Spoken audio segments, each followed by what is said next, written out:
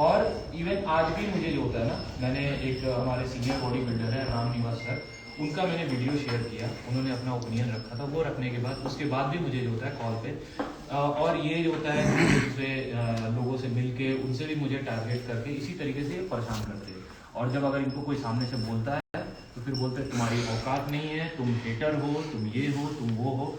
मैं अभी भी उनसे कुछ उनका बुराई नहीं करना चाहता, मैं यही चाहता हूँ कि प्लीज जियो और जीने दो, मतलब हमें छोड़ दो। सिद्धांत जी, मेरा सवाल था कि जो रैकेट उन्होंने बोला है, हाँ, क्या वो सच है क्या गलत है? मेरा सवाल यही है। पूरा का पूरा गलत है। उन्होंने क्या किया कि उनका टारगेट, अभी कल को ना मेरे ऊपर भी कोई ना कोई वो केस बना के कि कोई लड़की मुझे बोल दे कि उनकी आके कि मैंने जो है उस लड़की के लिए रेप किया, सारे लोग अभी वो पहुंच जाएंगे। अब वो बंदा मुझे टारगेट कर रहा था, उसका कोई बात ही नहीं करेगा, तो अब मुझे ये साबित करना पड़ेगा कि भाई मैंने रेप किया कि नहीं किया। मुझे फंसा दिया कि भाई जो होता है मैं फेक ये बेच रहा हूँ, मैं वो बेच रहा हूँ। आजकल तो ये करना इजी है ना। अभी आप सोचो ना, दिमाग लगाओ कि जब ये 2 साल से पंगा चल रहा था, तो सडनली इसमें से वो राज फौजदार कहाँ से आ गया?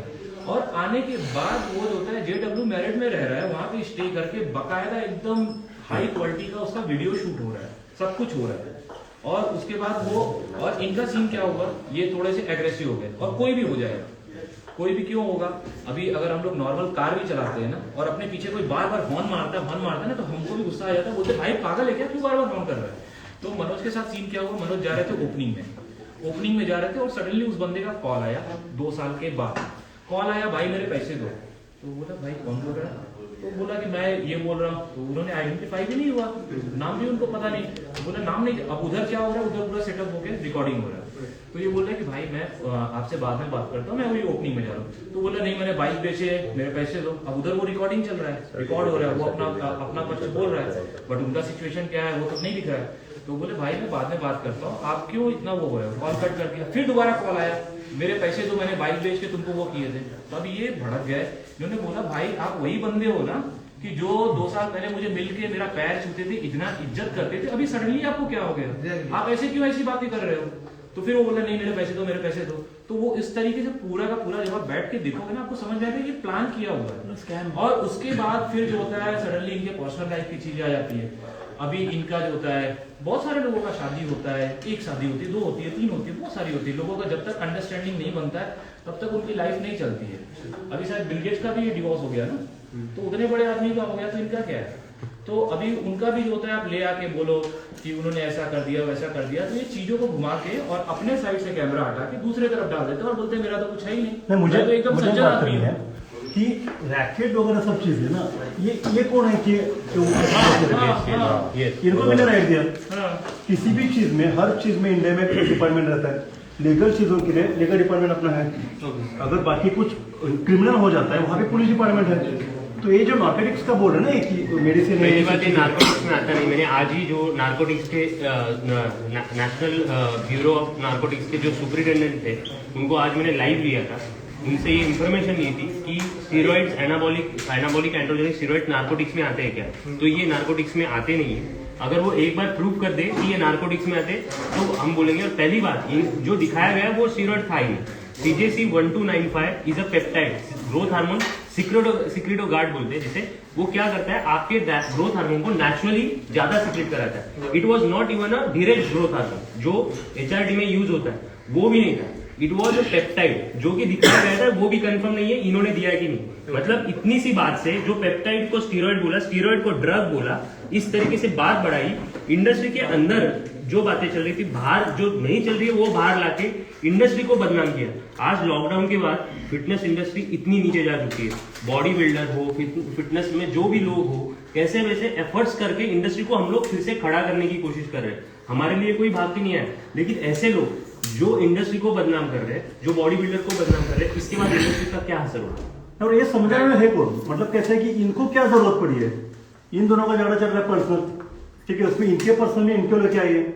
लेकिन ये जो चीजें उन्होंने उठाई ना कि इंडिया में ऐसा चल रहा है, मतलब बड़प्पन दिखाने के लिए, तो किसी ने तो बात करनी चाहिए। किसने बात करनी चाहिए हर पर्टिकुलर चीज के लिए? अगर आप इतना ड्रग लेके बैठे हो, तो सुशांत सिंह के टाइम पे जो हुआ था चीज, तब आप कहाँ गए थे?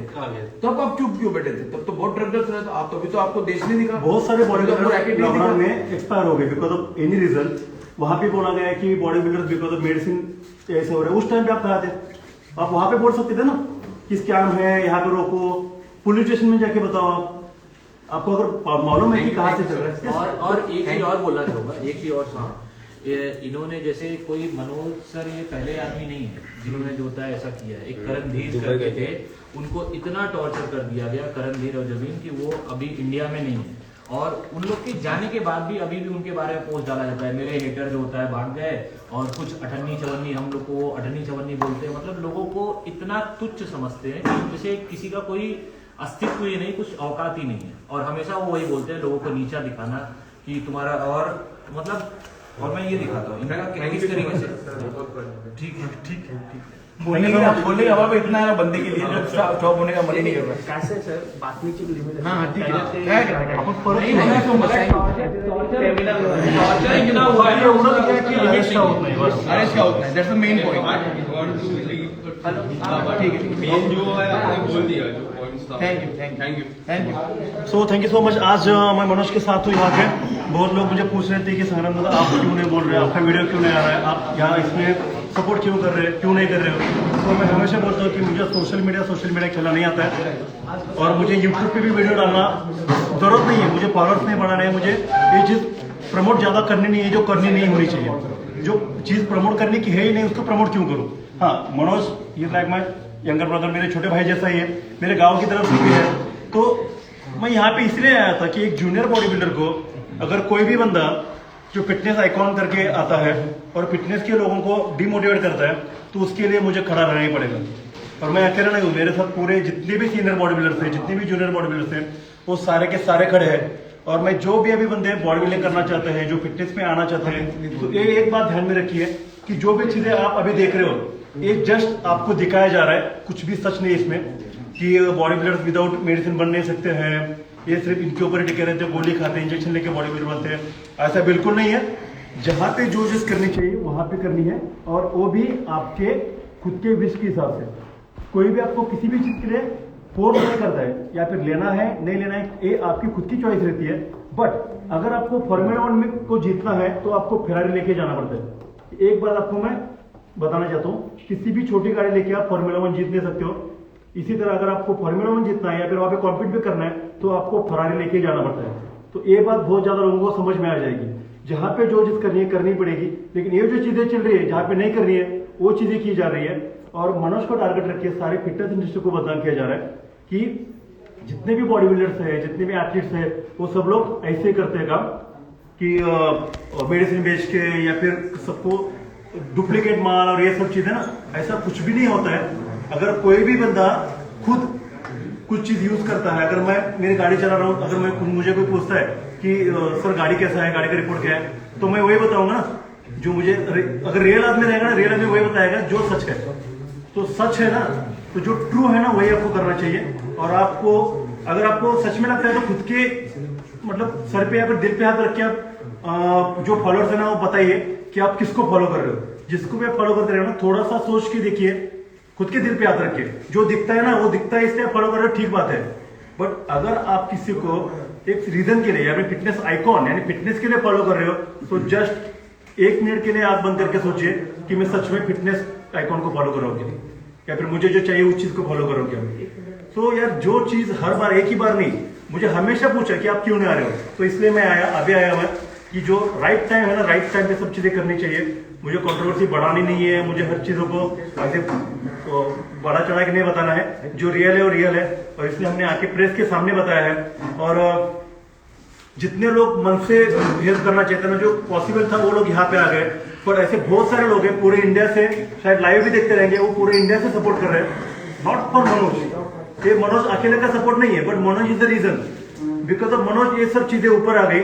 और मनोज ने उसको, मुझे लगता है कि अगर मैंने जो सुसाइड का प्लान किया सबसे वो डिसीजन था, अगर वो डिसीजन लेता और मैं आज मेरी मौत हो जाती ना, मुझे लगता है सारे लोग आज RIP मनोज पाटिल ये लिख के खत्म कर देते। लेकिन आज मैं बचा हूं ना, तो आज सब बॉडी बिल्डर में एक बल आया है कि नहीं हम लोग कर सकते हैं।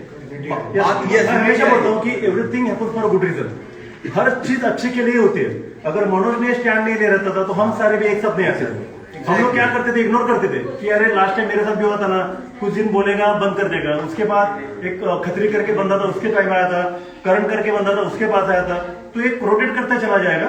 But everything happen for good reason. ये आपको पता चला कि बिकॉज ऑफ मनोज और बिकॉज ऑफ एक बंदे की बुली इतनी ज्यादा की गई कि हम सबको एक साथ आना पड़ा। तो एवरीथिंग मुझे लगा कि सच में अच्छा होगा ये। एक दूसरी एक बात थी कि खराब चीज हो गई, बट बिकॉज ऑफ गणपति बापा, अभी गणपति की सीजन में गणपति बापा थे यहाँ पे, इसलिए मनोज को कुछ हो नहीं सका। बट मुझे लगता नहीं कि अभी आगे से कभी ये सोचेगा भी, जैसे खुद को एक्सपीरियंस था लड़ने में, और हर एक को स्टेज मिल गई कि एक खराब टाइम आता है ना, तो वो टाइम चला जाता है, उसके बाद अच्छा टाइम आता है। तो हर टाइम पे खराब चीज रहती नहीं है और हर टाइम पे अच्छी चीज रहती नहीं है, ये अप एंड डाउन होना ही चाहिए। सो मनोज का अच्छा भी टाइम चल रहा था, बॉडी अच्छी बन रही थी, इसके बीच में शायद उसको रेस्ट की जरूरत थी, तो रुक गए। अभी नेक्स्ट ईयर और प्रिपेयर करेगा यार। चलो ओलंपिया खेलने नहीं देता चलो ना, अपना बॉडी तो अच्छा बनेगा। इंडिया में ओलंपिया बनाएंगे हम लोग, यस इतने में क्या है। यस हमें वहां पे जाने के लिए रोका जाता ना, तो वहां से तो हम लोग यहाँ पे ले सकते हैं।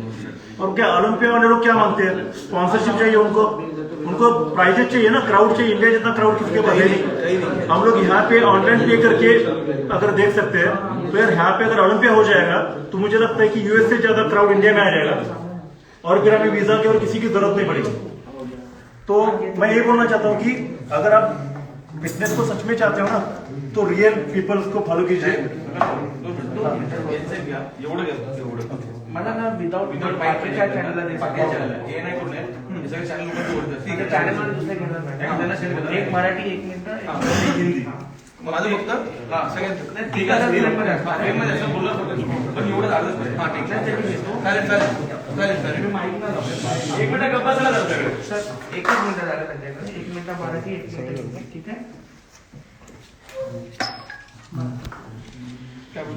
मराठीमध्ये आजची जी पत्रकार परिषद होती ती कशाबाबत होती?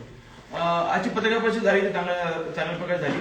आणि साहिल खानने जे पण अलिगेशन लावले होते, त्यांच्या ज्या टीम मेंबरनी 4 मेंबरनी जे पण अलिगेशन लावले होते, त्यावरती मी खुल्या पद्धतीने इथे पूर्ण पद्धतीने त्यांचे अलिगेशन फेटाळून लावले. आणि त्याचे मी प्रूफ सगळ्यात मी इथे बसलो होतो आणि प्रूफ मी सगळ्या सांगितलं की दाखवतो मी.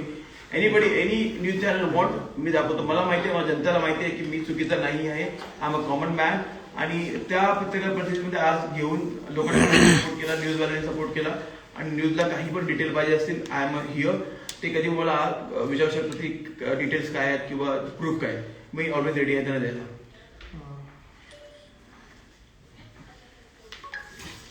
सर हिंदी में जानना चाहेंगे आज की जो पत्रकार परिषद थी किस बारे में थी और अपने इसमें क्या खुलासा किया? आज का प्रेस कॉन्फ्रेंस यही था कि मैंने सुसाइड क्यों किया, और साहिल खान ने जो एलिगेशन लगाए थे, उन्होंने प्रेस कॉन्फ्रेंस लेके मेरे पे बहुत सारे एलिगेशन लगाए कि आई एम स्टेरॉइड डीलर और मैं स्टेरॉइड बेचता हूँ. तो सारे एलिगेशन फेक थे. मैंने आज प्रूव कर दिया कि वो जिस पेप्टाइड का बॉक्स दिखा के स्टेरॉइड बोल रहे थे, वो मैं बताया कि क्या चीज होती है क्या नहीं होती है. और उन्होंने जितने भी एलिगेशन लगाए सारे के सारे फेक है. उन्होंने जो 4 लोगों को खड़ा किया मेरे अगेंस्ट वो भी फेक है. मैं सारा प्रूफ के साथ यहाँ पे मीडिया को बोला है कि मैं इनको दिखा दूंगा. और मीडिया ने भी सब चीज़ें मानी है कि जो चीज़ एलिगेशन सारे लगाए थे वो सारे फेक है. और बहुत अच्छा एक्सपीरियंस रहा मीडिया के साथ में. और मुझे लगता है कि मुझे आई वॉन्ट जस्टिस, कि मेरे साथ में जो हुआ है, खिलाड़ी के साथ में हुआ है, इतने साल से जो होते आ रहा है हर खिलाड़ी के साथ, हाँ, मुझे जस्टिस नहीं चाहिए. जस्टिस मुझे मिलेगा, मुझे मालूम है न्यायमूर्ति मुझे जस्टिस देंगे. बट जो सारे एथलीट के साथ में हुआ है, जो खिलाड़ी के साथ में हुआ है, बॉडी बिल्डिंग के साथ में हुआ है, फिटनेस के साथ में हुआ है, उसको जस्टिस मिलना अभी भी बाकी है. Thank you. चलो एक बॉडी बिल्डरला सब मिलके थँक्यू सो मच. बाकी सगळ्या गोष्टी मी पोस्ट करेल ज्या प्रेस कॉन्फरन्स झाल्या होत्या त्या. मनोजच्या ठिकाणी लाईव्ह झाला होता. सो बऱ्याच ठिकाणी तुम्हाला त्या गोष्टी बघायला मिळतील, खरं काय होतं खोटं काय होतं. पण मी परत एकदा एवढं सांगेन की फिटनेस इंडस्ट्री जी आहे किंवा बॉडी बिल्डिंग असेल किंवा तुम्ही व्यायाम करता, जिम आहेत, त्या तुम्हाला फिट करण्यासाठी आहेत, तुम्हाला अनफिट करण्यासाठी नाही आहेत. आणि तुमच्या बॉडी बरोबर तुमचं माइंड पण फिट करणं तुम्हाला खूप जास्त इम्पॉर्टंट आहे. सो ज्यावेळी तुम्ही टार्गेट एखादं सेट करता, त्याच्यामध्ये कुठल्याही गोष्टी आल्या तर तिकडं डायव्हर्ट न होता तुमचं एक टार्गेट फोकस करा. आणि ज्या गोष्टी हवेत आहेत ना त्या हवेतच ठेवा. जर तुम्हाला ऑनलाईन किंवा सोशल मीडियावरती कोणतरी बुली करत असेल ना, तर ती गोष्ट बाजूला ठेवा. तुमच्या सगळ्या त्या रिअलिस्टिक गोष्टी नाही आहेत. कुणी आपल्या घरापासून कुणालाही काही बोलू शकतं, पण ज्याला रिअल काय तर कुणाला अपोज करायचं असेल किंवा हेल्प करायचं असेल ना, तर तो डायरेक्ट येऊन करू शकतो. जसं आम्ही सगळ्यांनी आता केलं. आम्हाला खरंच मनोजला सपोर्ट करायचा होता, मनोजच्या गोष्टी ऐकायच्या होत्या किंवा मनोजचे प्रॉब्लेम सॉल्व्ह करायचे होते. असं नाही की आम्ही दुसऱ्याचे पण करणार नाही, जे असतील रिअल ते सॉल्व्ह करायला आम्ही, पण बुली करायचा आमचा कोणाचा उद्देश नव्हता. आणि याच्यासाठीच कुठल्याही प्रकारचे व्हिडिओ मी टाकले नव्हते. आणि आतापर्यंत जेवढे व्हिडिओ आले त्या व्हिडिओमध्ये पण तुम्ही बघा की आमच्यापैकी कुठल्याही बॉडी बिल्डरने साहिलला कुठल्याही वाईट गोष्टीने बोललेलं even नाहीये me. किंवा शिवाय दिलेल्या नाहीयेत, मनोजने पण दिलेलं नाहीयेत. प्रत्येकानं आपल्याला काय वाटतं ते एक्सपिरियन्स करायचा ट्राय करा. सो जे यंग जनरेशन आहे त्यांना एवढं सांगेन मी की जे काय तुम्हाला मनोजच्या वरती दिसलंय त्याची पर्सनल लाईफ सोडून टाका. मनोजला तुम्ही त्याच्या पर्सनल लाईफसाठी फॉलो करत नाहीये, Exactly. तर त्याच्या अचिव्हमेंटसाठी फॉलो करतात. मनोज IIBB प्रो आहे, तो पुढची तयारी करत होता, तर त्याच्या गोष्टी ज्या आहेत की त्याचे प्लस पॉईंट जे आहेत ना ते फॉलो करा जे तुमच्या कामाचे आहेत.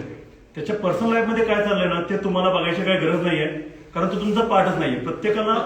प्रत्येकाच्या लाईफमध्ये चांगल्या आणि वाईट गोष्टी असतात आणि प्रत्येकाच्या लाईफमध्ये चांगल्या गोष्टी वाईट येतात पण. तर आपण फक्त चांगल्या गोष्टी घेऊन पुढे जायचं असतं आणि वाईट गोष्टी मागे सोडायच्या असतात.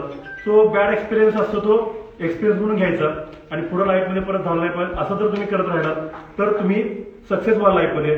आणि सक्सेस म्हणजे तुमची अवकात फक्त पैशाने वाढवू नका.